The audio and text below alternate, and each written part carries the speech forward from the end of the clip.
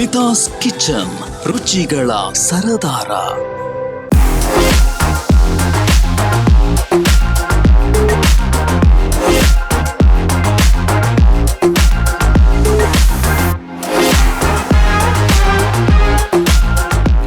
Beetroot ಅಂತ ಮೂಗ್ ಮುರಿಯೋಬ್ರು ಈ ರೆಸಿಪಿನ ಟ್ರೈ ಮಾಡಿದ್ಮೇಲೆ ಇನ್ ಮುಂದೆ ಬೀಟ್ರೂಟೇ ನನ್ನ ಫೇವ್ರೆಟ್ ತರಕಾರಿ ಅನ್ನೋದ್ರಲ್ಲಿ ನೋ ಡೌಟ್. ಎಸ್, ತುಂಬಾ ಮನೆಗಳಲ್ಲಿ ಬೀಟ್ರೂಟ್ ಸಾಂಬಾರ್ ಅಥವಾ ಪಲ್ಯ ಮಾಡಿದ್ರೆ ಅದಕ್ಕೆ ಬದಲಾಗಿ ಬೇರೆ ಪದಾರ್ಥಗಳನ್ನ ಮಾಡಬೇಕಾಗತ್ತೆ. ಯಾಕೆ ಅಂತ ಅಂದ್ರೆ ಬೀಟ್ರೂಟ್ ತುಂಬಾ ಜನರಿಗೆ ಇಷ್ಟ ಆಗುವಂತ ತರಕಾರಿ ಅಲ್ಲ.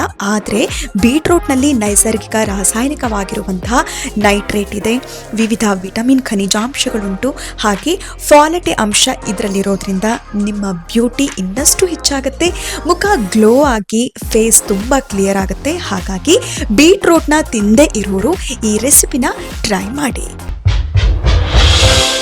ಇವತ್ತು ನಾವಿಲ್ಲಿ ಮಾಡ್ತಾ ಇರೋದು ಬೀಟ್ರೂಟ್ ಮತ್ತು ಹೆಸರು ಕಾಳಿನ ಸಲಾಡ್.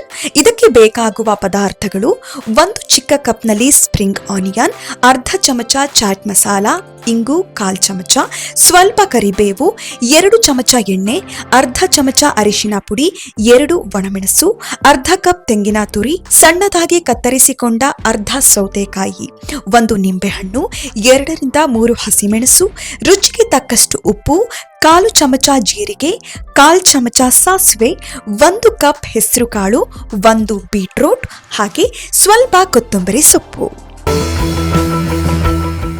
ಮೊದಲು ಒಂದು ಬೌಲ್ ತಗೊಂಡು ಅದಕ್ಕೆ ಬೀಟ್ರೂಟ್, ಹೆಸರು ಕಾಳು, ಸೌತೆಕಾಯಿ, ತೆಂಗಿನಕಾಯಿ, ಸ್ಪ್ರಿಂಗ್ ಆನಿಯನ್, ಹಸಿಮೆಣಸು, ಕೊತ್ತಂಬರಿ ಸೊಪ್ಪು, ಚಾಟ್ ಮಸಾಲ, ಪೆಪ್ಪರ್ ಪೌಡರ್, ಉಪ್ಪು, ನಿಂಬೆ ರಸ ಹಾಕಿ ಚೆನ್ನಾಗಿ ಮಿಕ್ಸ್ ಮಾಡ್ಕೋಬೇಕು.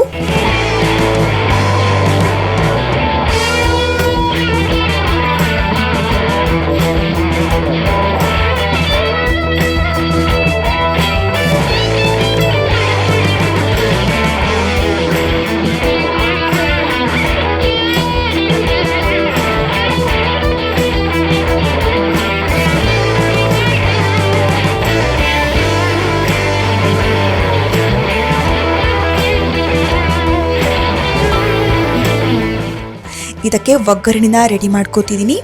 ಒಗ್ಗರಣೆ ಬಾಣಲೆಗೆ ಎಣ್ಣೆ ಕಾದ ಮೇಲೆ ಸಾಸಿವೆ ಚಟಪಟ ಅಂದಮೇಲೆ ಅರಿಶಿಣ, ಕರಿಬೇವು, ಜೀರಿಗೆ, ಇಂಗು, ಒಣಮೆಣಸನ್ನು ಹಾಕಬೇಕು.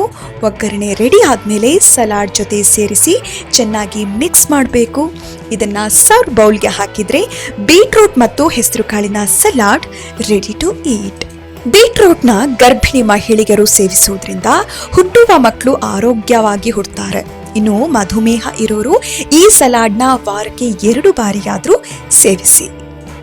ಇನ್ನಷ್ಟು ರೆಸಿಪಿಗಳಿಗಾಗಿ ಸ್ಮಿತಾ ಕಿಚನ್ ಯೂಟ್ಯೂಬ್ ಚಾನಲ್ನ ಸಬ್ಸ್ಕ್ರೈಬ್ ಮಾಡೋದನ್ನ ಮರಿಬೇಡಿ. ಬೆಲ್ ಐಕಾನ್ನ ಕ್ಲಿಕ್ ಮಾಡಿ ಶೇರ್ ಮಾಡೋದನ್ನ ಯಾವುದೇ ಕಾರಣಕ್ಕೂ ಮರಿಬೇಡಿ.